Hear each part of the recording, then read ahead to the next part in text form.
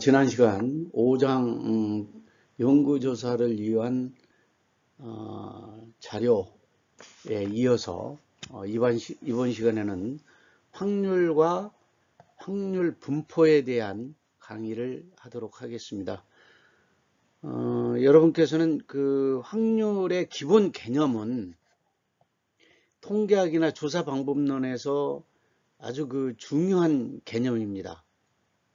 확률 개념이 중요한 이유는 대부분의 통계 분석은 모집단 전체 자료를 분석하는 것이 아니라 모집단으로부터 추출한 표본의 자료를 분석하기 때문입니다.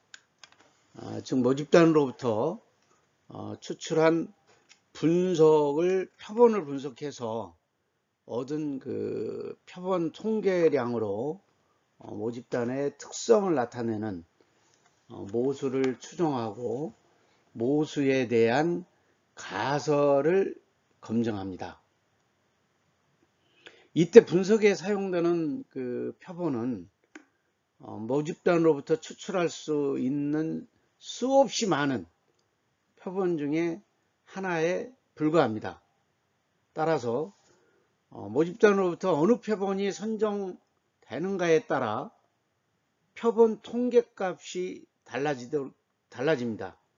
이러한 이유로 모집단으로부터 추출된 표본의 특성을 나타내는 통계량은 확정적인 값이 아니라 그 선정된 표본에 따라서 값이 달라집니다.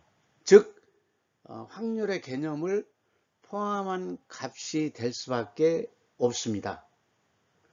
요약해서 말씀드리면은 통계 분석에서 사용되는 표본은 모집단으로부터 추출할 수 있는 여러 가능한 표본 중에 하나에 불과하다. 이렇게 말씀드릴 수 있습니다. 따라서 표본을 선정하는 행위는 확률 개념을 자동적으로 포함하기 때문에 확률을 충분히 이해해야 추정 및 가설 검증과 같은 통계 분석을 정확하게 이해할 수 있습니다. 조사 방법론에서 확률의 개념을 중요하게 다루는 이유가 바로 여기에 있는 것입니다. 이어서 다음 장에서 확률의 정의에 대해서 설명을 드리도록 하겠습니다. 확률은 경험 혹은 그 실험의 결과로 특정한 이벤트나 결과가 발생할 가능성을 말하는 것입니다.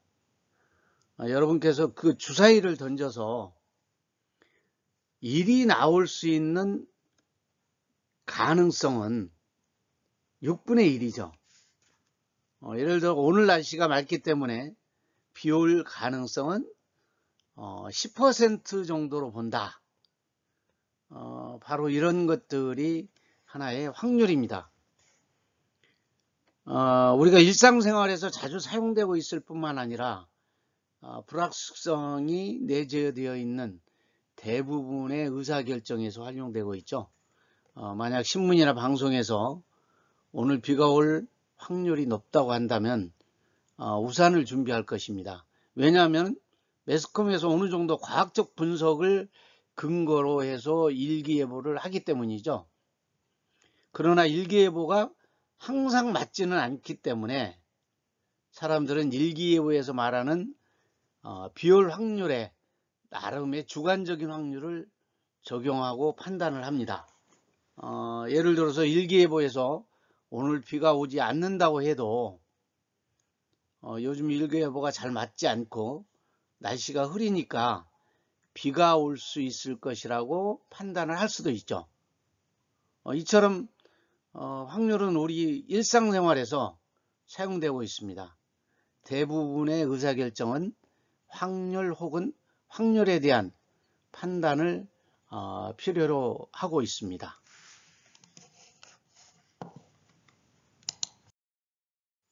이어서 확률의 그 종류입니다.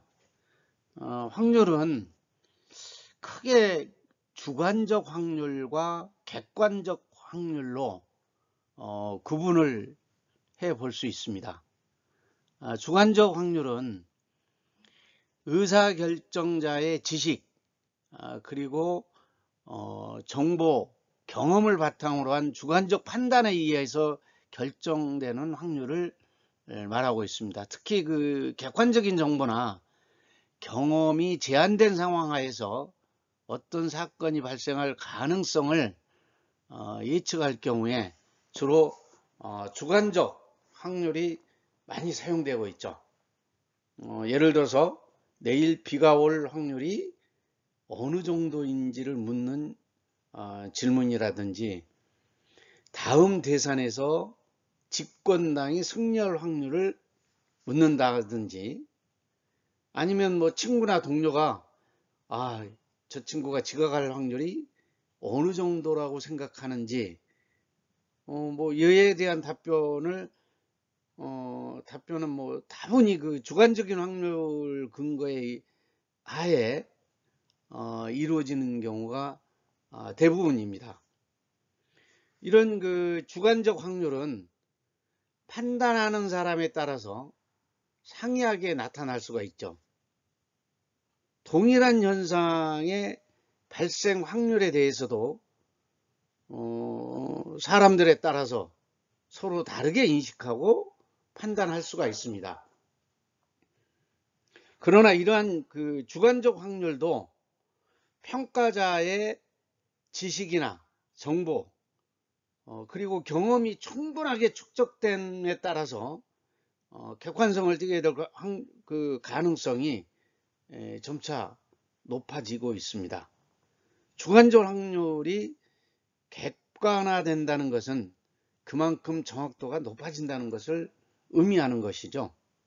따라서 주관적 확률의 정확도는 평가자의 경험과 지식에 따라 다를 수가 있습니다.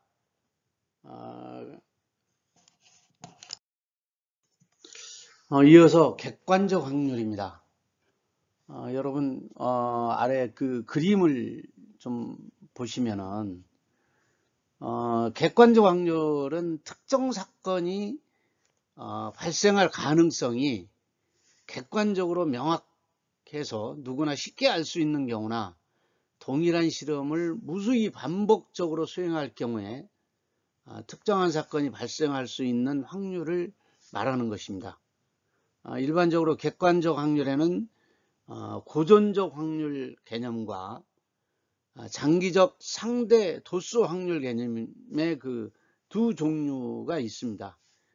이들 두 개념 중에 사전적 평가에 의한 확률이 고존적 확률 개념이고, 그리고 사후적 평가에 의한 확률이 장기적 상대도수 확률 개념입니다. 그래서 먼저 그 도전적 확률, 도전적 확률은 주로 게임에서 많이 사용되어 왔던 확률 개념입니다. 어떤 사건의 결과로 나타날 수 있는 가능한 모든 결과의 발생 가능성이 명확하고 각각의 결과가 서로 배타적일 때, 즉 서로 다른 두 개 이상의 결과가 동시에 발생할 수 없는 상황에서 적용되는 그런 그 확률 개념입니다. 따라서 그 고존적 확률은 실제적인 경험에 의한 것이 아니고 특정한 결과가 발생할 가능성을 직관적이며 객관적으로 판단해서 추정한 확률인 것입니다. 이와 같이 고존적 확률은 실제 실험에 앞서서 논리적 유추에 의한 그 확률이라는 점에서 사전적 확률이라고 하기도 합니다. 예를 들어 러시아 룰렛 게임에서 사망할 확률이 얼마나 될 것인가 생각해 봅시다. 총알이 들어갈 수 있는 곳이 6구경 그러면은 6곳이죠. 그중 하나의 실탄이 들어있기 때문에 권총을 탁 쐈을 때 사망할 수 있는 확률은 6분의 1이죠. 이런 확률은 실제 경험하지 않아도 쉽게 판단할 수 있는 것이죠. 주사위를 던져서 3이 나올 확률이 동전을 던져서 앞면이 나올 확률도 마찬가지인 거죠. 이런 확률이 바로 고존적 확률 개념에 의한 확률이다. 이렇게 보시면 되겠고, 장기적 상대도수 확률 개념. 이 확률은 실제 실험이나 경험에 근거한 확률 개념입니다. 즉, 특정 사건이 발생할 수 있는 상대적 가능성을 판단하기 위해서 실제로 수많은 실험을 수행하고 그 결과를 직접 관찰하고 기록한 결과라 판단하는 확률을 말하는 것이죠. 이러한 이유로 해서 장기적 상대도수 확률을 사후적 확률이다 이렇게 부르기도 합니다. 예를 들어서 동전을 던져서 앞면이 나올 확률은 얼마죠? 2분의 1이라고 알고 있는데 실제로 그러한지를 실험으로 확인해서 확률값을 구하는 것입니다. 1000번의 실험 중에 앞면이 나올 확률은 512번이 나왔다면 확률은 정확하게 2분의 1이 안 되죠. 그러나 10,000번, 100,000번, 1,000,000번까지 실험을 하면은 그 결과가 어떻게 되겠습니까? 실험의 수를 무한대로 늘려가면 결국 앞면이 나올 확률은 2분의 1로 수렴하게 됩니다. 이와 같이 계속해서 반복적으로 실험을 시행하는 경우에 어느 특정한 값에 수렴하는 확률값을 얻을 수 있는데 이것이 바로 장기적인 상대도수 개념에 의한 확률이 됩니다. 그러나 이와 같은 장기적 상대도수에 의한 확률은 실제 수많은 실험과 관찰을 통해서만 구할 수 있다는 어려움이 있습니다. 따라서 현실적으로 상대도수의 극한치를 추정해서 구하거나 한 사건이 발생할 기대 상대도수를 구해서 확률을 산출하기도 합니다. 다음 장에서는 실험과 확률에 대한 강의를 하도록 하겠습니다. 실험이란 어떤 행위의 결과를 관찰하고 측정해서 그 결과에 대해서 구체적인 값을 부여하는 것을 실험이라고 하죠. 동전 던지기를 예를 들면 동전을 던져서 나온 결과가 앞면인지 아니면 뒷면인지 확인해서 기록하는 행위가 바로 실험이죠. 따라서 실험이라는 것은 어떤 일을 수행하고 그 결과로 나온 값을 기록해서 자료로 남기는 행위를 말하는 것입니다. 실험 결과를 효과적으로 표현하고 설명하기 위해서는 표본점과 표본 공간이라는 개념에 대하여 살펴볼 필요가 있죠. 표본점, 샘플 포인트. 표본점은 한 번의 실험으로부터 얻을 수 있는 결과를 말하는 것입니다. 예를 들어서 주사위를 한 번 던져서 나온 값이 3이면 이것이 바로 하나의 표본점이 되는 거죠. 이러한 표본점은 단일 사상 혹은 단일 사건, 심플 이벤트라고 부르고 있습니다. 표본 공간이란 실험을 통해서 얻을 수 있는 모든 가능한 표본점들의 집합을 말하는 것입니다. 예를 들어 동전 던지기를 해서 그 결과를 기록하는 실험의 경우 표본 공간은 동전의 앞면, 뒷면이 되는 것이고, 주사위를 던져서 나온 앞면의 숫자를 기록하는 실험의 경우는 예를 들어서 1, 2, 3, 4, 5, 6이 되는 것입니다. 또 다른 예를 들면 500원짜리와 100원짜리 두 개의 동전을 던져서 그 결과를 기록하는 실험의 경우 모든 가능한 표본점들은 500원 앞면, 100원의 앞면, 500원의 앞면, 100원의 뒷면, 100원의 뒷면, 500원의 앞면, 또는 500원의 뒷면, 100원의 뒷면, 이 네 가지가 되죠. 이 네 가지의 표본점들의 집합이 바로 표본 공간인 것입니다. 두 개의 주사위를 던지는 경우를 생각하면은 발생 가능한 모든 표본점의 수는 36가지가 되는 것이죠. 36가지. 이것들의 집합이 바로 표본 공간이 되는 것입니다.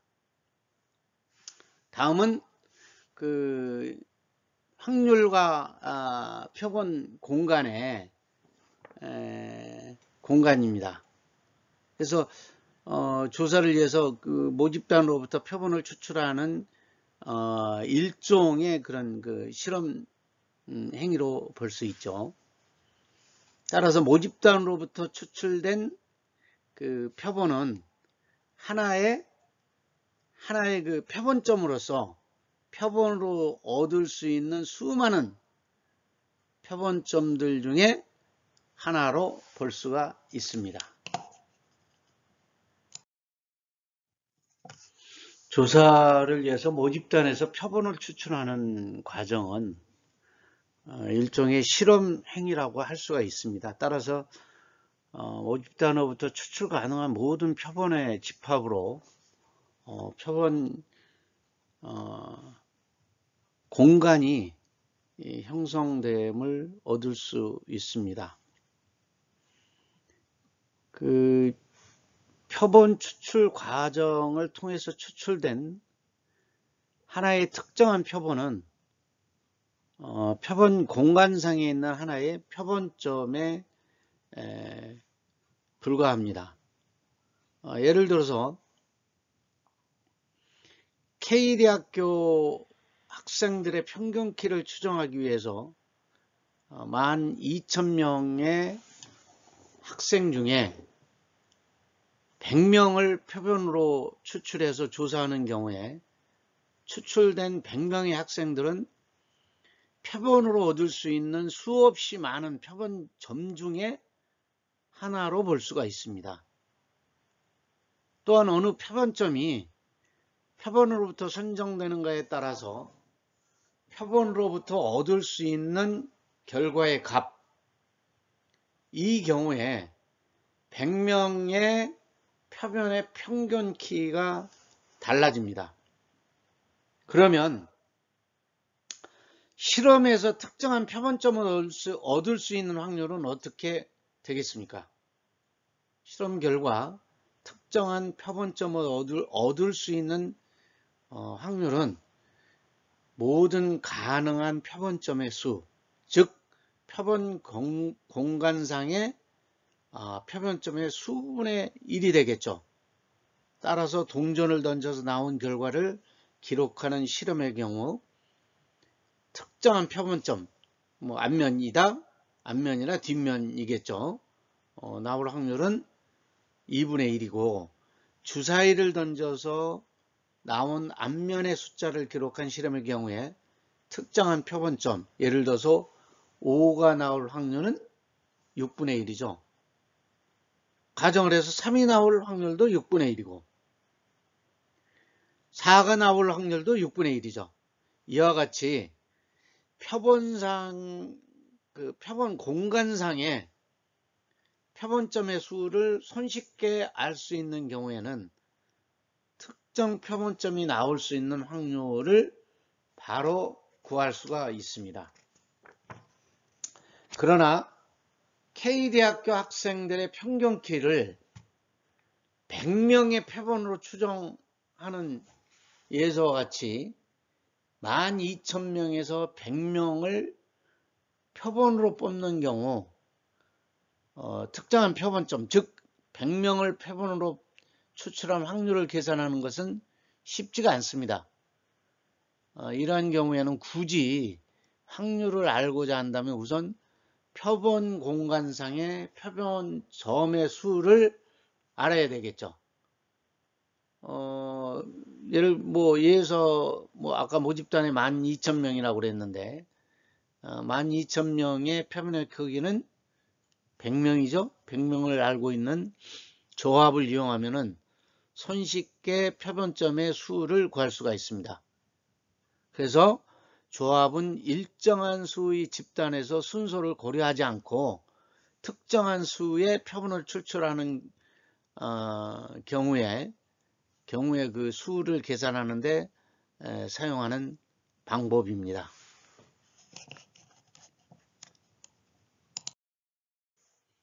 다음은 확률과 변수입니다. 그 확률이란 경험이나 실험 결과로 특정한 그 사건이나 일어날 수 있는 가능성을 말하는 것이고요.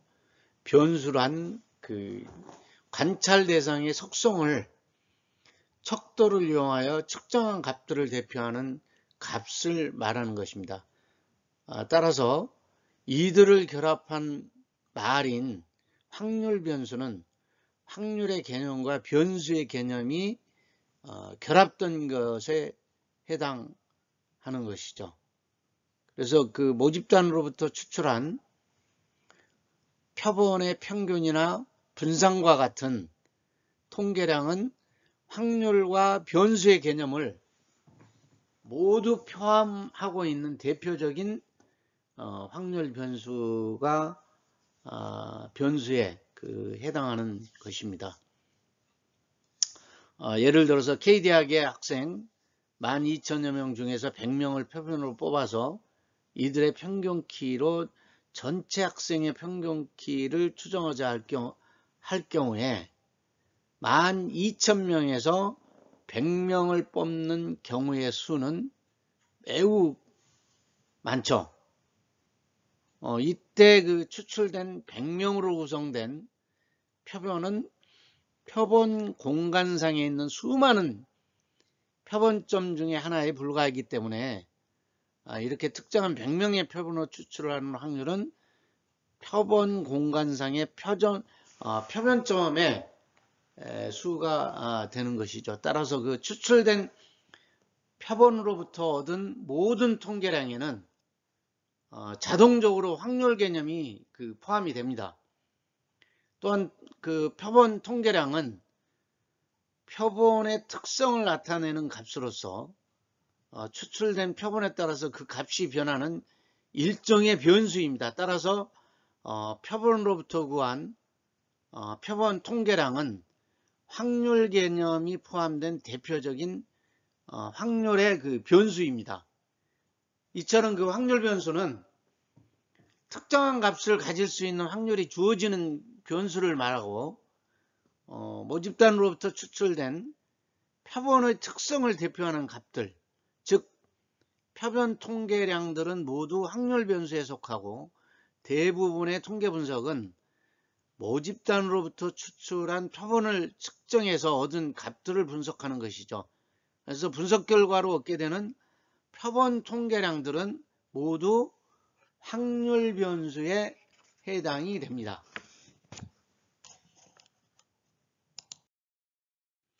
확률 변수의 정의입니다. 앞에 그 5장에서 정의했듯이 변수는 일정의 규칙이죠. 따라서 확률 변수도 그 표본 공간상에 나타나는 모든 표본점들의 수치를 부여하는 규칙으로 정의를 할 수가 있습니다.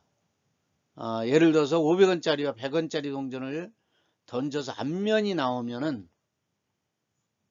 그 헤드 엣지 헤드로 뒷면이 나오면은 T 테일이라고 표기하는 실험의 경우를 살펴보시면은 실험부터 얻을 수 있는 표본점은 500원짜리와 100원짜리 동전 모두가 앞면으로 나오는 경우에 엣지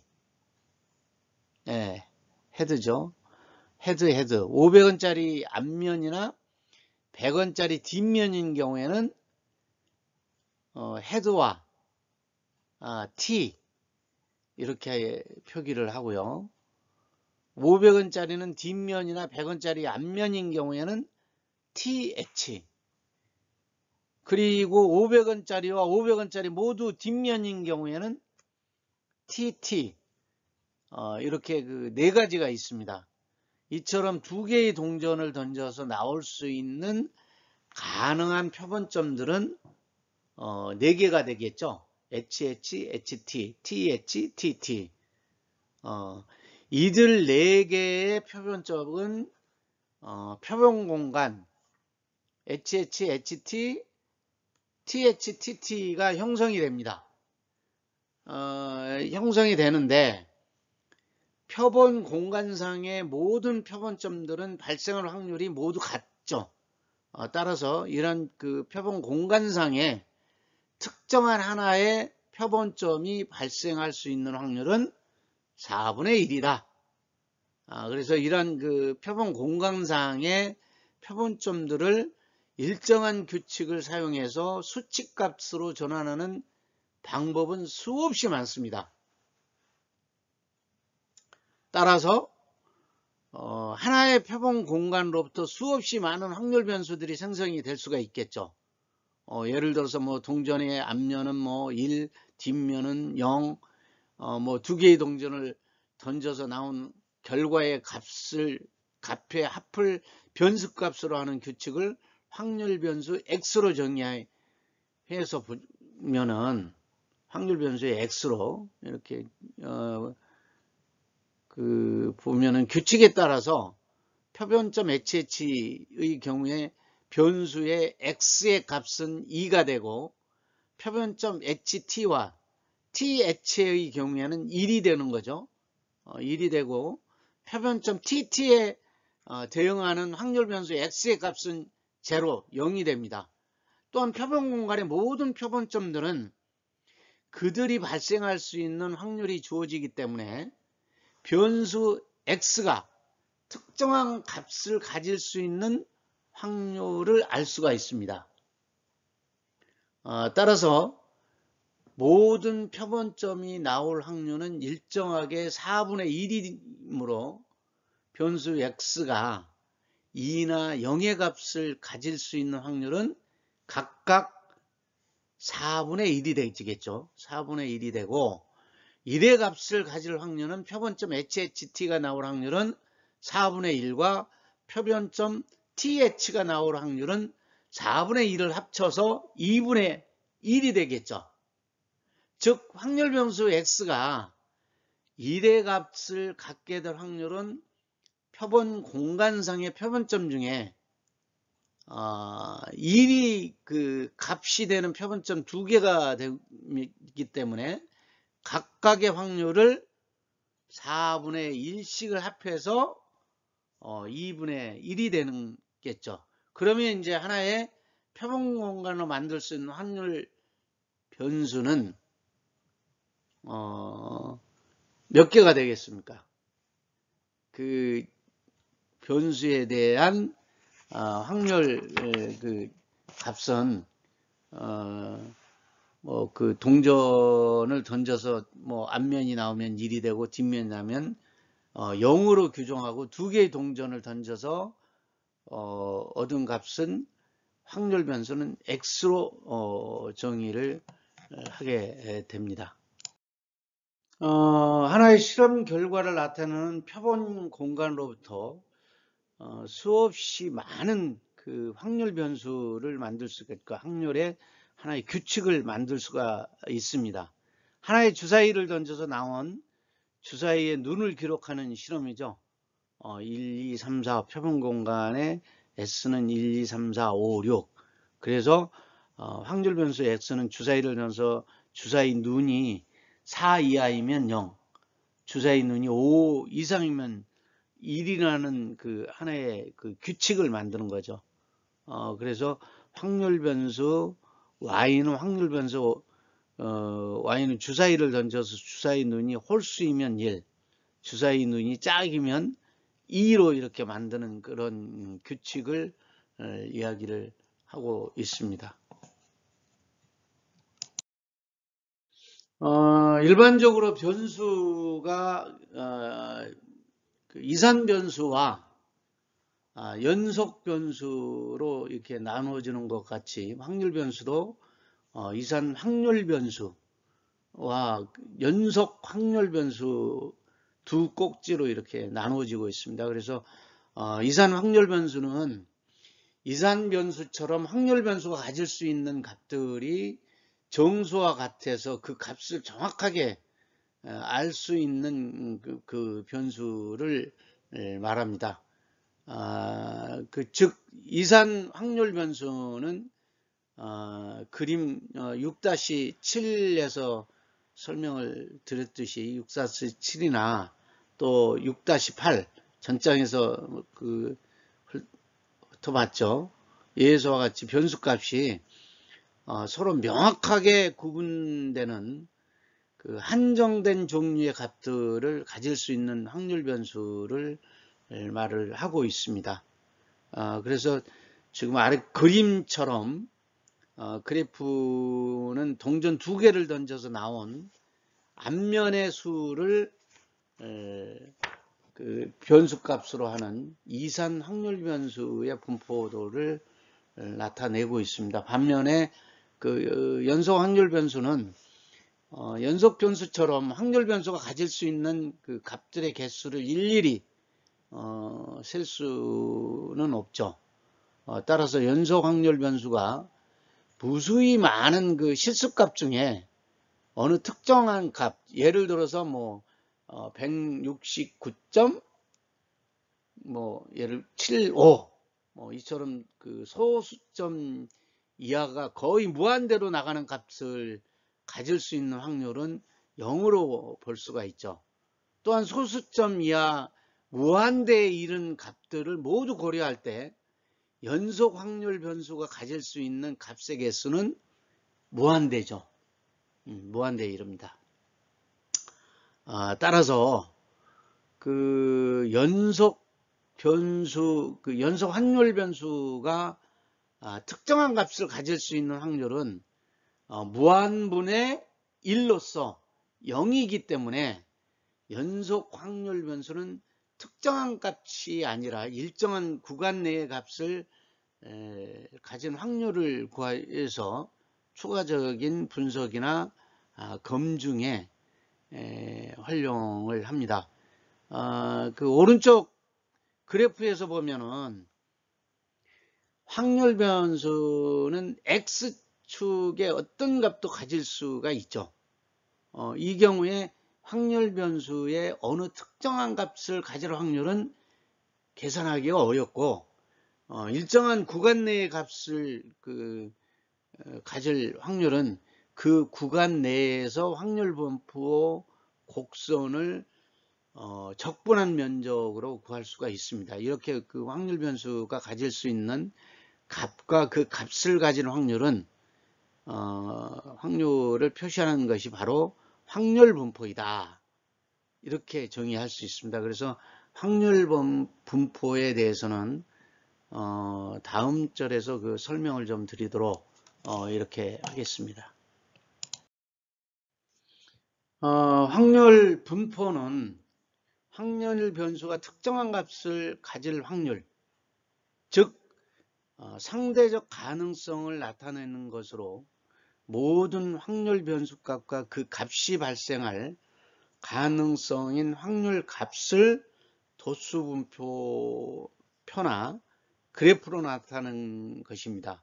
즉 확률 변수가 가질 수 있는 값과 그 값을 가진 확률 값을 요약해서 그림과 같이 알기 쉽게 표현한 것을 확률 분포라고 합니다. 확률 분포. 일반적으로 그래프를 나타낸 것만을 확률 분포로 생각하는 경향이 있으나 그런 경향들이 있습니다. 그런데 도표도 그 확률 분포로 간주를 해야 됩니다. 또한 그래프 확률 분포를 나타내는 경우에 확률 분포를 나타내는 함수를 확률 함수라고 하고 있습니다. 확률 함수라고 이렇게 얘기를 하고 있습니다. 그래서 다음 장에서는 확률 분포 종류에 대해서 설명을 드리도록 하겠습니다. 확률 분포는 그 확률 변수의 종류에 따라서 이산확률 분포와 연속 확률 분포로 이렇게 두 가지 꼭지로 나누어져 있습니다. 그래서 이산확률 분포는 이산확률의 그 변수의 확률 분포이고, 연속 확률 분포는 연속 확률 변수의 확률 분포입니다. 하나의 표본 공간을 이용해서 생성할 수 있는 확률 변수의 수가 무수히 많죠. 무수히 많듯이 확률 변수를 나타내는 확률 분포 또한 무수히 많고 다양합니다. 따라서 대부분의 경우에 확률 분포가 어떤 그 형태와 규칙을 가지고 있는지를 정확하게 파악하기는 어렵죠. 굉장히 어렵습니다. 그래서 확률 분포보다는 확률 분포보다 단순한 이산 확률 분포의 경우에도 무수히 많은 모양의 분포가 있을 수 있습니다. 따라서 그 다양한 모양의 확률 분포에서 일반화된 어떤 규칙을 찾아 분포를 수식으로 표현하는 데는 수식으로 표현하는 건 그 어려움이 많죠. 그래서 그 대부분의 확률 분포는 수식으로 표현하기가 어렵다. 이렇게 그 보시면은 될 것 같습니다. 그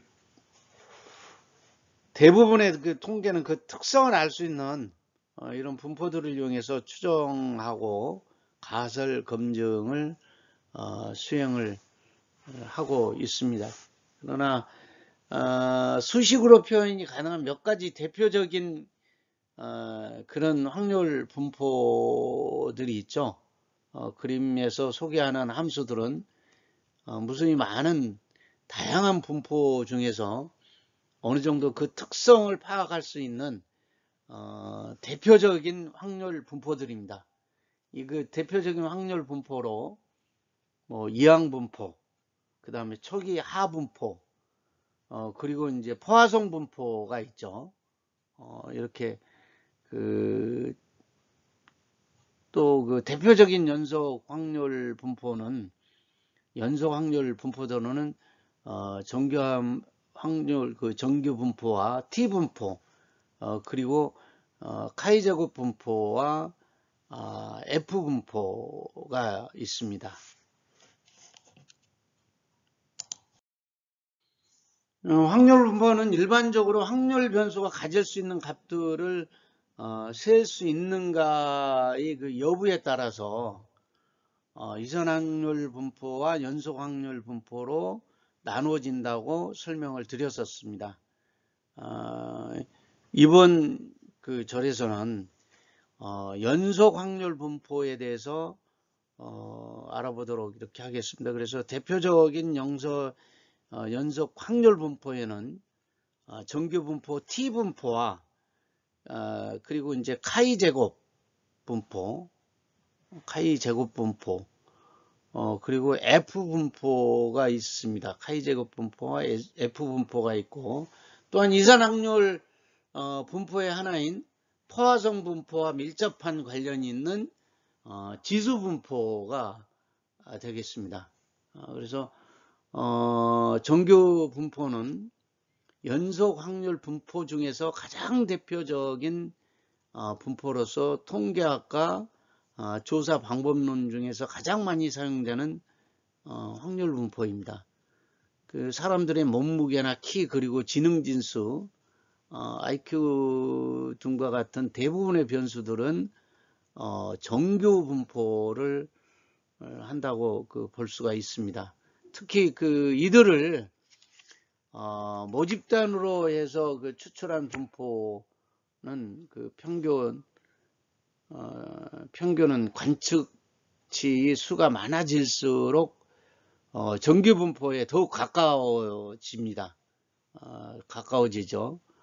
이런 정규 분포의 가장 큰 특징은 좌우 대칭인 종 모양을 이렇게 종 모양을 이루어 있는 것입니다.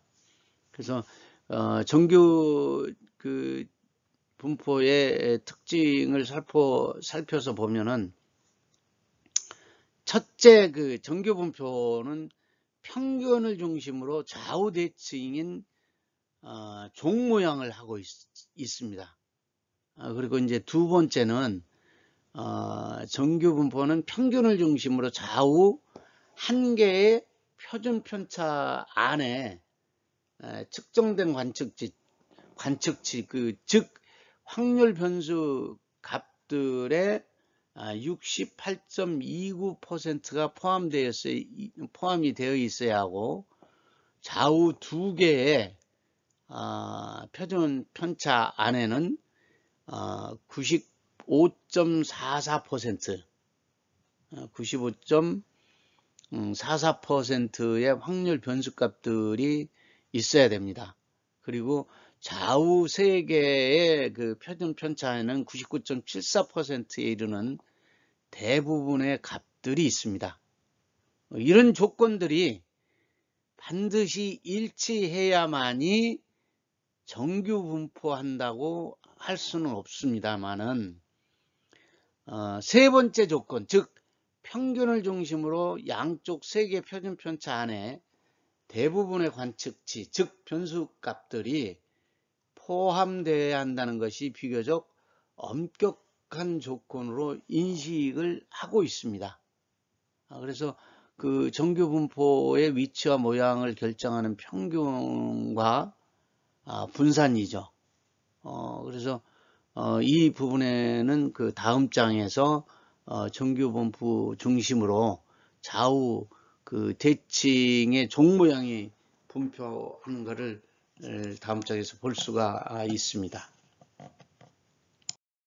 앞장에서 잠깐 설명드렸듯이 지금 보시면은 정규 분포의 이치와 모양을 결정하는 모순은 평균 분산이죠. 그림에서 보듯이 정규 분포를 중심으로 해서 좌우 대칭의 종 모양의 분포가 있기 때문에 평균값에 따라서 분포가 좌우로 이동을 하는 것을 보실 수가 있습니다. 예를 들어서 평균값이 50만큼 커지면 분포 그래프는 우측으로 50만큼 그대로 이동을 하죠. 이동을 한 걸 볼 수가 있습니다. 그리고 평균값이 50만큼 작아지면은 작아진 만큼 어디죠? 좌측으로 50만큼 이동을 합니다. 이동한 걸 볼 수가 있죠. 또한 변수값이 평균에 가까이 분포하고 있는지 아니면 넓게 퍼져 있는지 분산으로 알 수가 또 있습니다. 즉 분산이 커서 관측치들이 평균을 중심으로 해서 넓게 퍼져 있으면 분포는 평균을 중심으로 평평한 구릉 모양이 이렇게 구릉 모양이 되고요. 분산이 작으면은 변수값들이 평균 주위에 몰려서 평균을 중심으로 비교적 뾰족한 지금 뾰족한 이런 모양을 띠게 됩니다. 따라서 정규 분포의 모양은 평균과 분산에 따라서 달라지고 있습니다.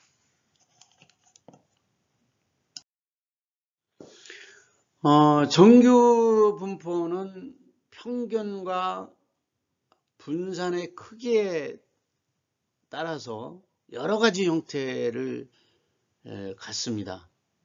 서로 다른 두 개의 분포를 비교하거나 확률 분포상의 면적의 크기를 계산해서 확률을 알아낸다는 것은 쉽지 않습니다. 쉽지 않아요. 예를 들어 평균이 5이고 분산이 16인 정규 분포에서 이 정규 분포의 확률은 계산하는 것이 상당히 어렵죠.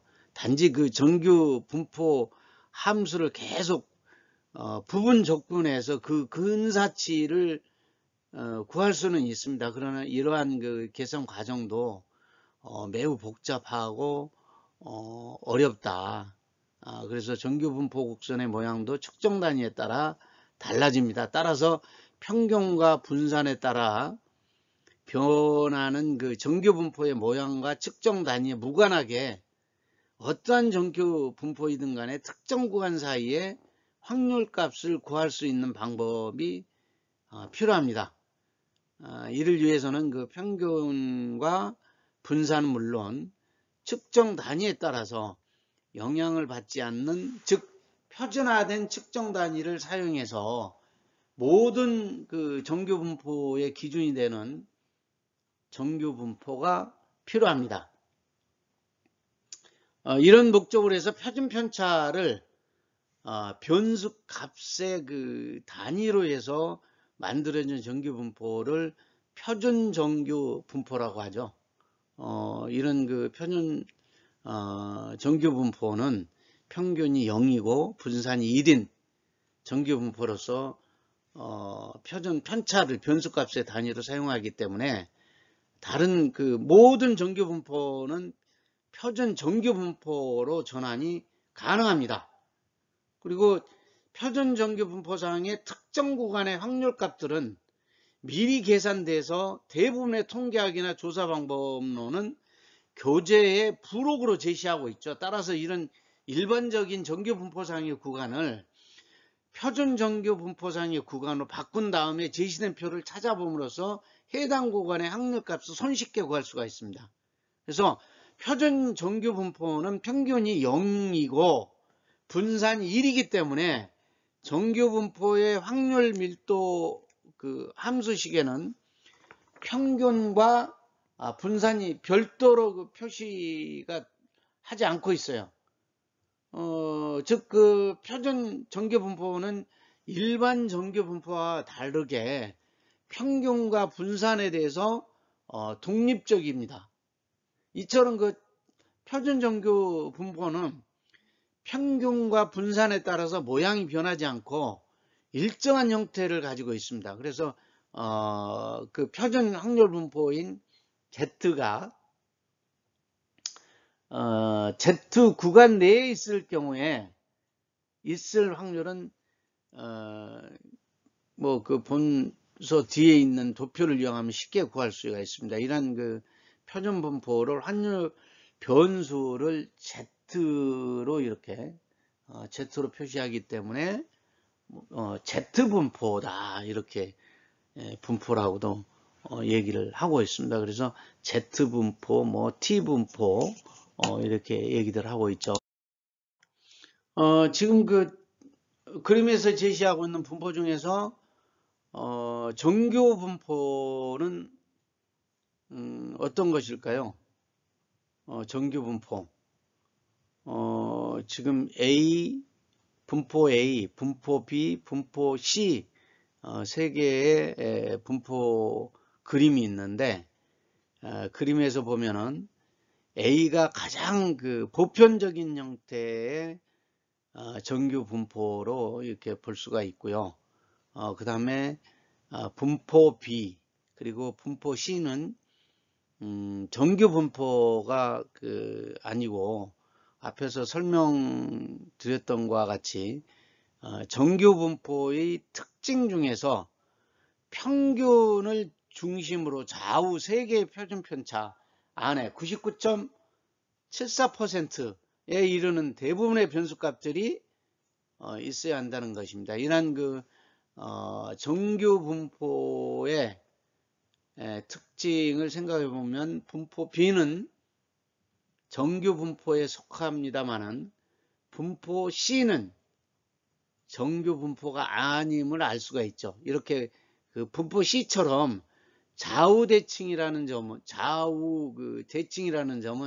정규 분포와 같으나 정규 분포보다는 그림이 아주 평평하고 두꺼운 꼬리표를 가진 구름 모양의 이런 분포를 T 분포라고 이렇게 하고 있습니다. T 분포. 이런 T 분포의 특징을 살펴보면은 표준 정규 분포와 같이 평균인 0을 중심으로 좌우 대칭이 낮은 구릉이나 종 모양을 하고 있죠. 둘째는 자유도입니다. 즉 평균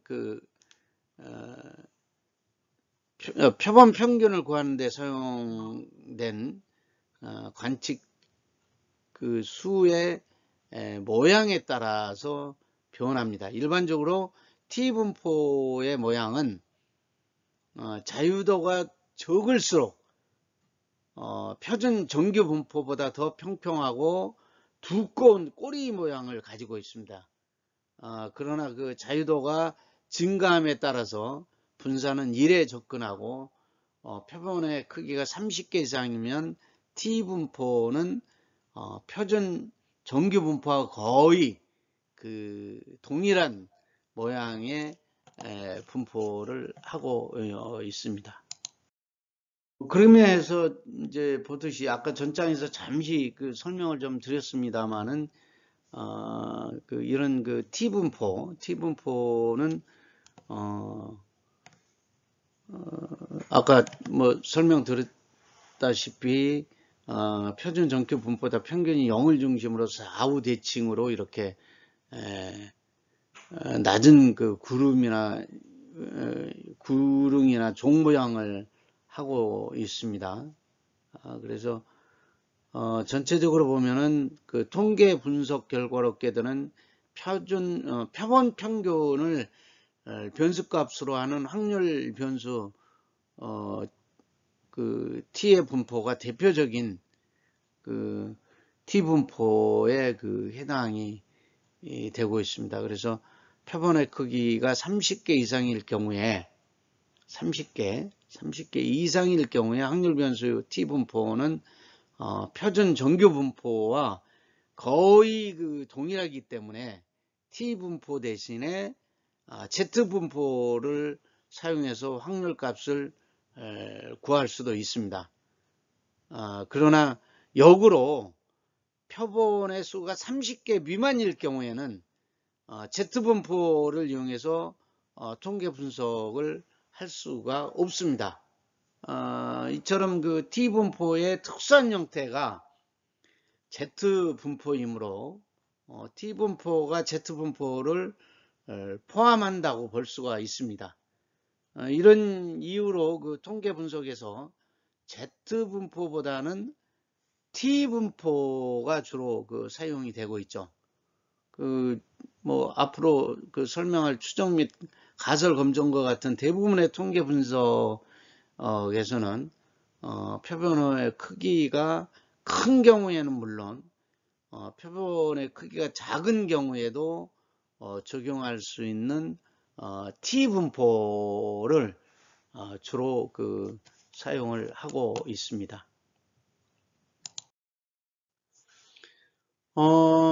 카이 제곱 분포는 1900년경에 칼 피어슨에 의해서 개발되었습니다. 칼 피어슨에 의해서 개발된 카이 제곱 분포. 모집단 분산에 대한 가설 검증이나 교차 분석에서 유용하게 사용되고 있는 그런 분포입니다. 이런 내용은 8장에서 모집단에 대한 가설 검증과 또 연관성 분석에서 이를 이용해서 그 통계 분석과 검증에 대해 자세히 다루고 있습니다. 그래서 통계적 추론의 내용은 평균이나 비율뿐만이 아니라 자료의 흩어짐 정도를 나타내는 분산에 대해서도 할 수가 있는데 통계 분석에서는 많이 사용하지를 않고 있습니다. 그래서 이 부분에 대해서는 설명을 생략하도록 하도록 하겠습니다. 그래서 뭐 평균이나 비율에 대한 검정에는 T분포를 사용합니다만은 분산에 대한 검정을 할 경우에는 카이 제곱보다는 F분포를 이용을 하고 있습니다. 그래서 단일 모집단으로부터 추출한 그 표본 분산과 모집단 분석의 비를 나타내는 확률 변수는 카이 제곱 분포를 하고 서로 다른 두 집단 간에 추출한 그 표본 분산의 비를 나타내는 확률 변수는 F분포를 한다. F분포를 한다. 그래서 뭐 명목척도로 측정한 변수들 그 상호 연관성을 분석하는 경우에도 카이 제곱 분포가 사용된다. 이렇게 보시면 될 것 같습니다.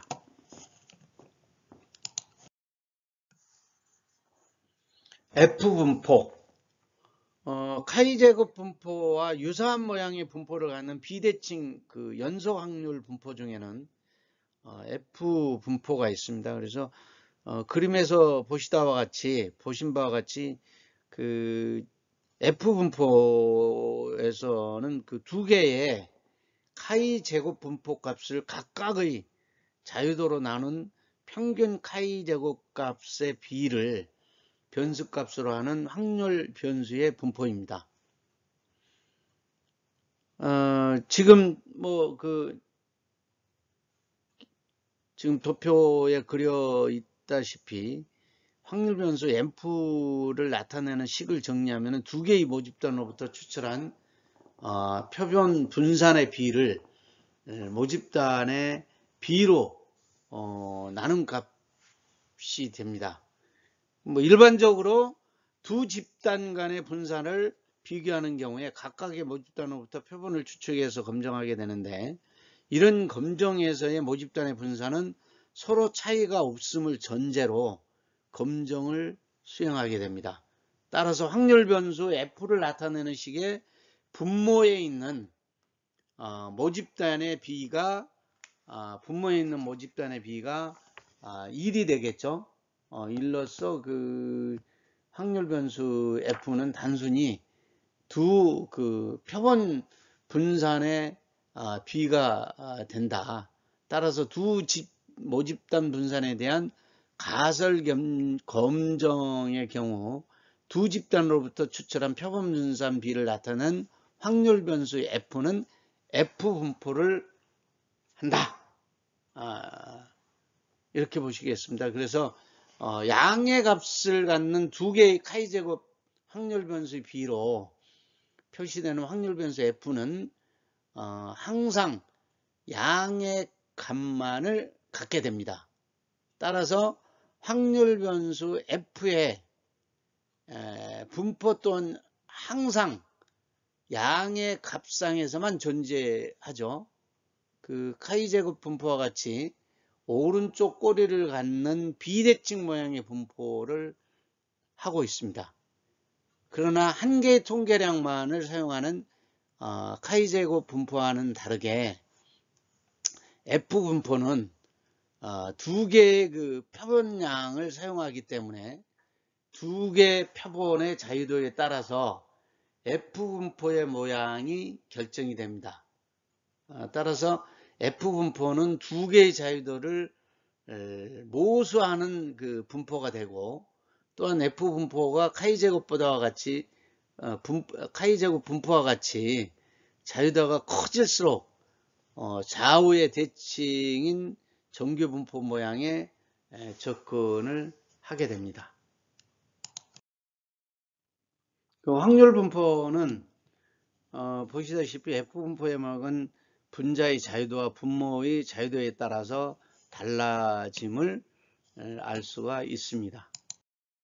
F분포의 특징은 그 확률 변수 F는 항상 양의 값만을 갖는 연소 확률 변수라고 말씀을 드렸었죠.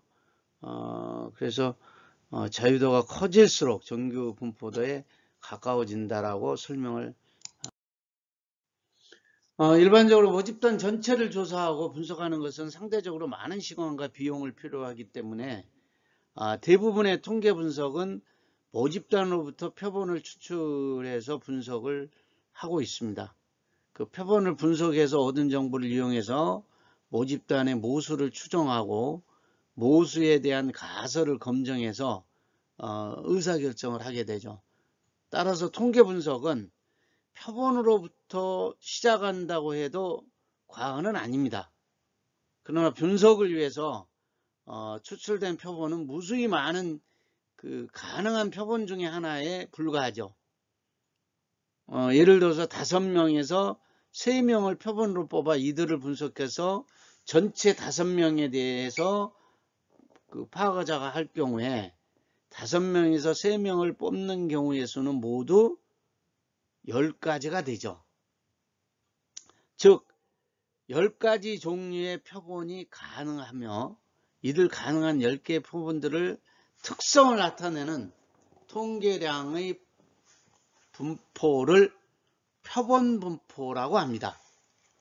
그래서 구체적으로 표본 분포는 표본의 어떤 값들의 분포를 말하는가, 어떤 분포를 말하는가.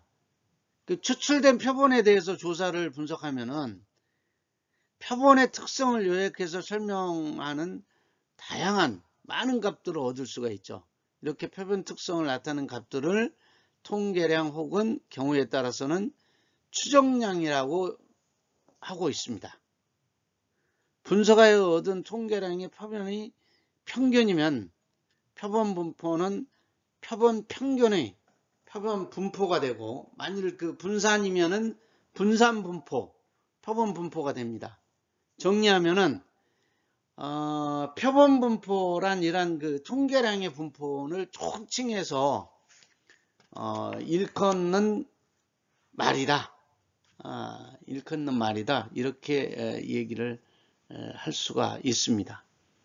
여러 가지 그 표본량 중에서 가장 대표적인 통계량은 표본의 중심 성향을 나타내는 표본 평균이나 표본 평균 비율 X와 그 P입니다.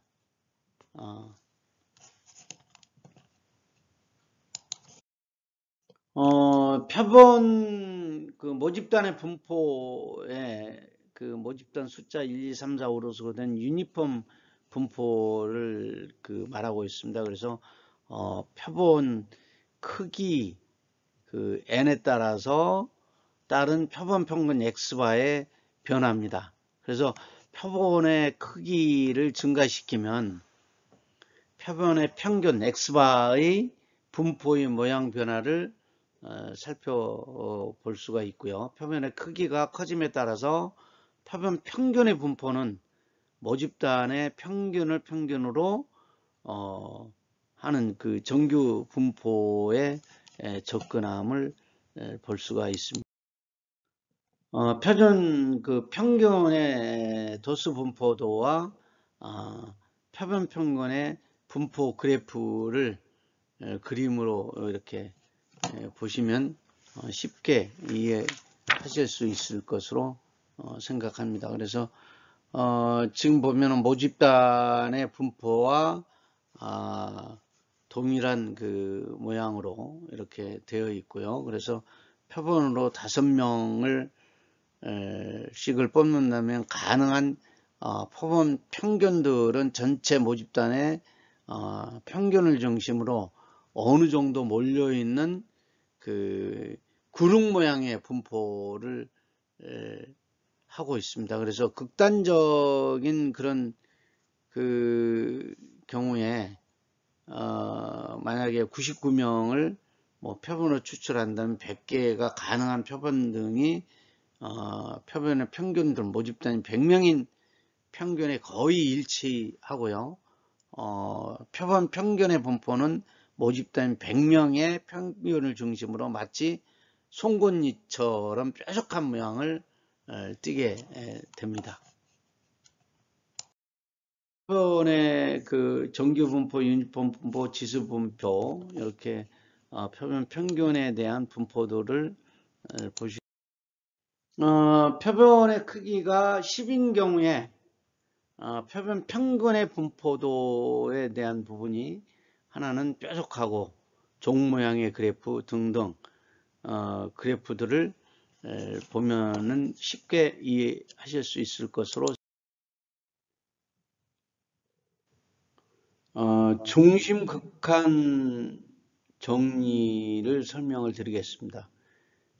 모집단이 어떠한 분포를 하는가에 관계없이 모집단으로 추출한 표본의 크기가 커질수록 표본의 평균은 정규 분포에 준하는 분포를 하게 됨을 알 수 있습니다. 일반적으로 표본의 크기가 30개 이상이면은 약간의 그 예외적인 경우를 제외하고 모집단의 분포와 관계없이 표본 평균의 분포는 거의 정규 분포에 근접하는 분포를 하게 됨을 알 수가 있습니다. 그리고 자료의 표준화는 표본 평균이 정규 분포를 해도 정규 분포상의 특정 구간 내의 값을 가질 확률을 직접 구하는 것은 불가능하다. 따라서 평균을 자유도가인 n-1죠. t 분포상의 값으로 표준화해서 확률 값을 계산하고 있습니다. 그래서 자유도가 n-1인 t 분포상의 확률 값은 미리 계산해서 브로그로 제시된 t 분포의 확률표를 사용하면 쉽게 구할 수 있음을 설명드렸었습니다. 이상으로 6장의 확률과 확률 분포에 대한 설명을 마치고요. 여러분들 그 스타타 실습 프로그램 사용에 대한 부분을 비디오를 통해서 한번 보시고 실전 연습을 하여 주시면 고맙겠습니다. 감사합니다.